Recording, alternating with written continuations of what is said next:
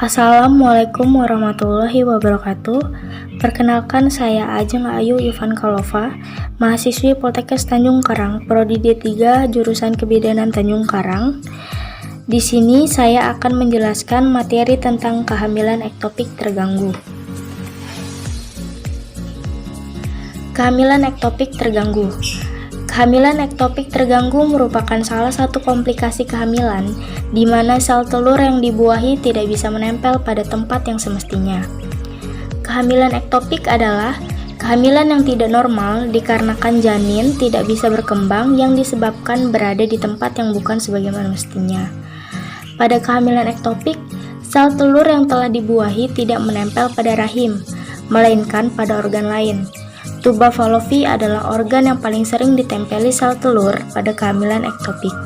Selain tuba Fallopi, kehamilan ektopik juga bisa terjadi di indung telur, leher rahim, atau di rongga perut. Selanjutnya, faktor resiko kehamilan ektopik. Ada beberapa resiko untuk terjadinya kehamilan ektopik. Salah satunya sebagai berikut. Yang pertama, usia saat hamil 35-44 tahun. Yang kedua, riwayat KET sebelumnya. Yang ketiga, riwayat operasi daerah panggul atau perut sebelumnya. Yang keempat, penyakit radang panggul. Yang kelima, merokok. Yang keenam, penyakit peradangan dinding rahim atau bisa disebut dengan endometriosis. Selanjutnya, penyebab kehamilan ektopik. Kehamilan ektopik dapat disebabkan oleh salah satu atau beberapa sebab berikut.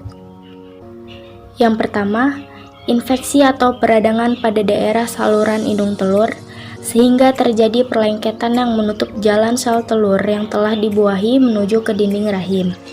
Jaringan parut dari bekas operasi daerah rahim dan panggul sebelumnya, atau operasi yang melibatkan saluran indung telur dapat menyebabkan kehamilan ektopik karena adanya penutupan saluran indung telur.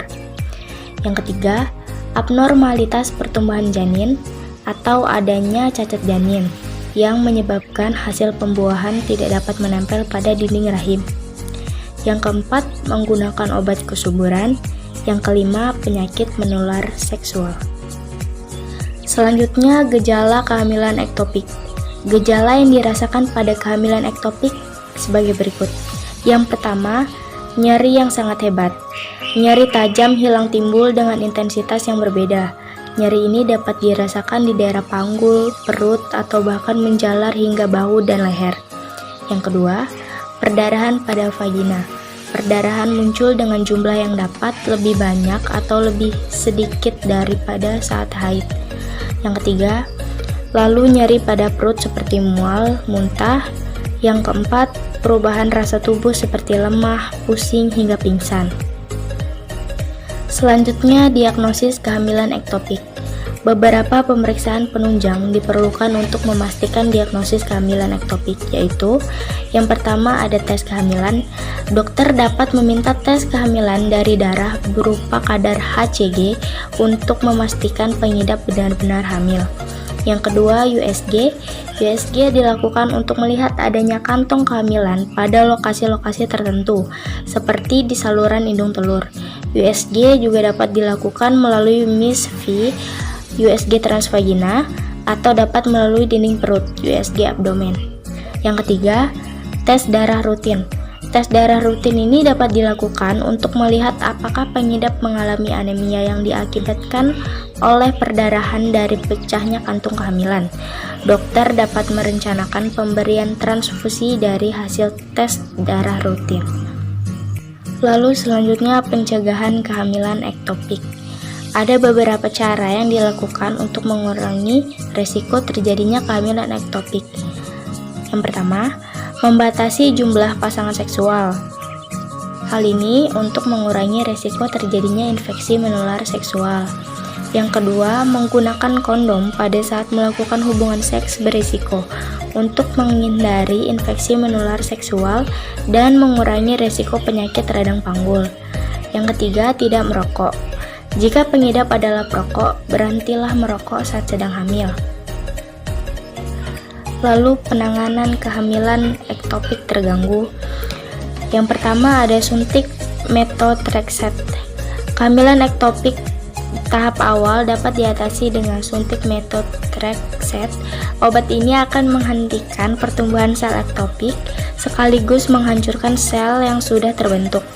Setelah pemberian suntikan, dokter akan memantau kadar hormon HCG dalam darah tiap 2-3 hari sampai kadarnya menurun. Menurunnya kadar HCG menandakan kehamilan sudah tidak lagi berkembang. Yang kedua, operasi laparoskopi. Pilihan lain untuk mengatasi kehamilan ektopik adalah dengan operasi lubang kunci atau laparoskopi. Melalui prosedur ini, dokter kandungan akan mengangkat jaringan ektopik dan bagian tuba Fallopi tempat jaringan ektopik menempel. Namun bila memungkinkan, bagian tuba Fallopi tersebut cukup diperbaiki tanpa harus diangkat. Lalu yang ketiga, operasi laparotomi. Untuk menangani pasien yang mengalami perdarahan berat akibat kehamilan ektopik, dokter kandungan akan melakukan tindakan darurat berupa laparotomi. Dalam laparotomi, dokter akan membuat sayatan besar di perut sebagai jalan untuk mengangkat jaringan ektopik dan tuba Fallopi yang pecah.